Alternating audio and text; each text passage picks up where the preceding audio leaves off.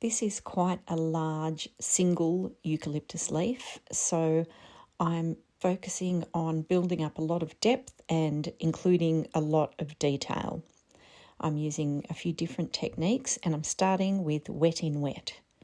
So first of all, I'm just getting some plain water and I'm wetting the whole area that I'm going to paint. I'm trying to avoid that mid-rib through the centre, the main vein and stem.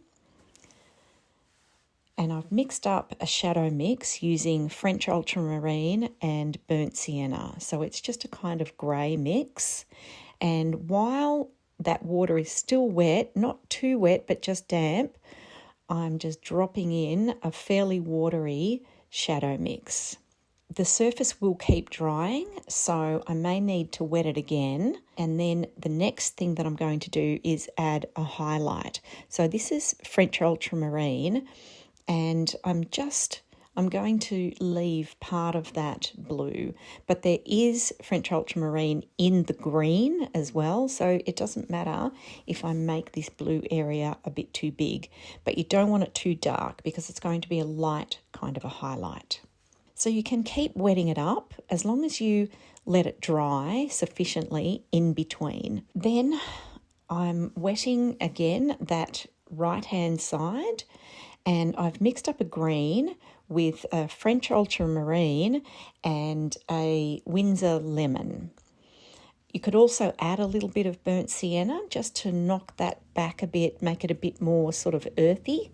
And again, I'm just dropping that fairly wet paint into that section. And while it's still wet, I'm actually like then adding even like a little bit darker of that same sort of green, so it's a little bit drier. So I'm still just sort of dropping that in while it's wet. And then again, I'm wetting the high side, the left-hand side, and dropping in a bit of, it's a bit more of a bluey green. So again, still with that French ultramarine and Windsor lemon.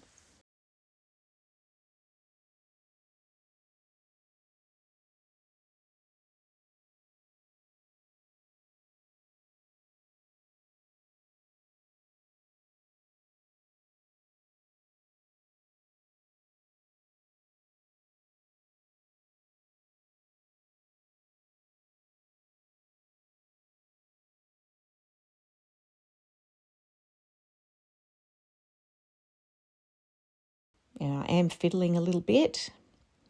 I'm also just tidying up the edges here and there. I've got a size 6 brush, but it does have a very nice tip.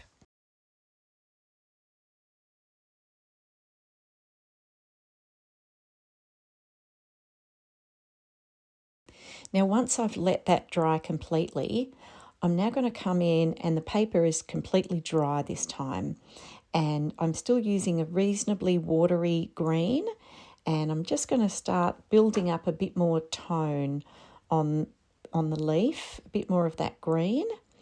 So I'm working on both sides, still trying to avoid the midrib, and then on the left-hand side, as I'm adding the green, I'm just trying to work around that blue highlight and just kind of blend it in a little bit.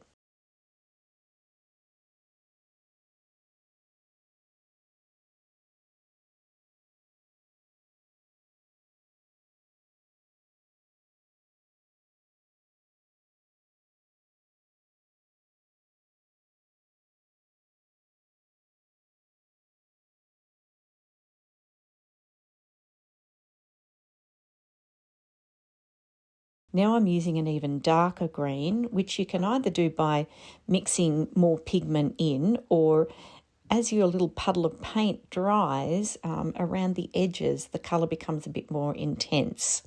So that's another way of getting a darker colour.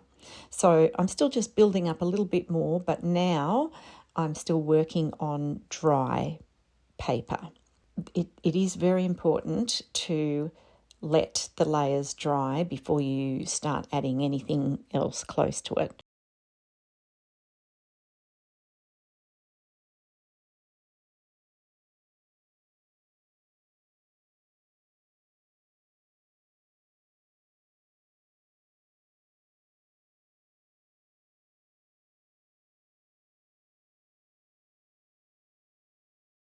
So I've kind of put a bit more of a defining line down the side of the midrib.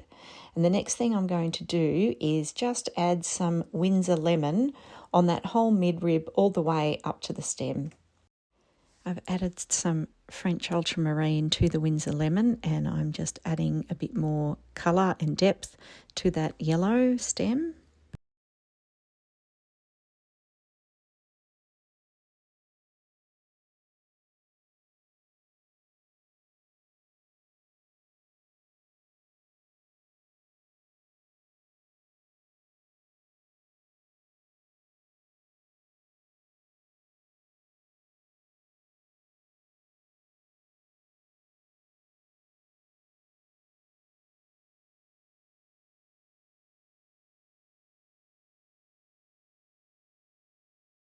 Now I'm building up a bit more detail on the right hand side of the leaf, so I'm kind of suggesting some veins coming out to the edge there, and a little bit of a suggestion in amongst that highlight area as well. So I've kind of got it a little bit darker on the right hand side, a bit darker down the bottom.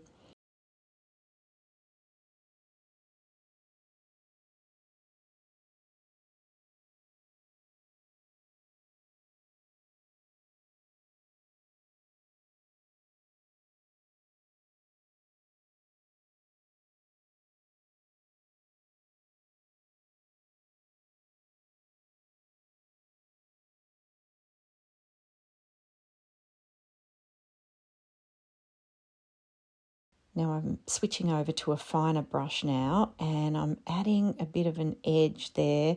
So I've used a bit more burnt sienna in that mix now, because a lot of eucalyptus leaves do have a bit of a red edge if the sun has hit there. Not always though, so don't do it all the time, but sometimes it can help to add kind of a bit of an outline.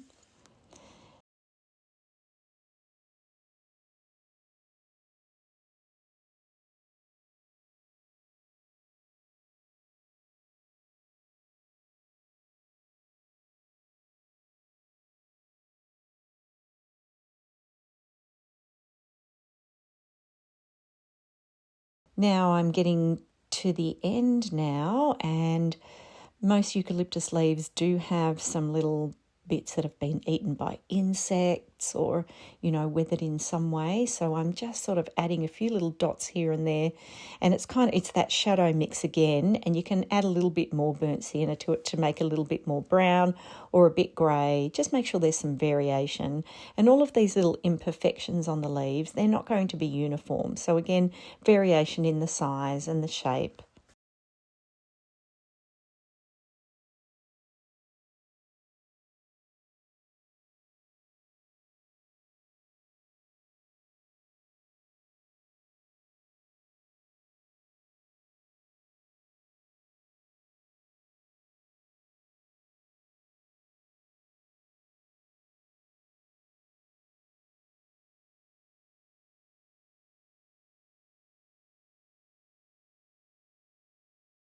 And I think that's just about done. You can always add more. If it is one leaf and you just want it to be absolutely perfect and a work of art in its own right, then, go to town with more detail on it. But hopefully this gives you a bit of an idea of how I work with my different techniques. One final thing, the consistency of the paint is quite important. So just play around with how wet or dry the paint is as you're adding it to the paper. Thanks for joining me. I hope you've enjoyed painting an Australian eucalyptus leaf.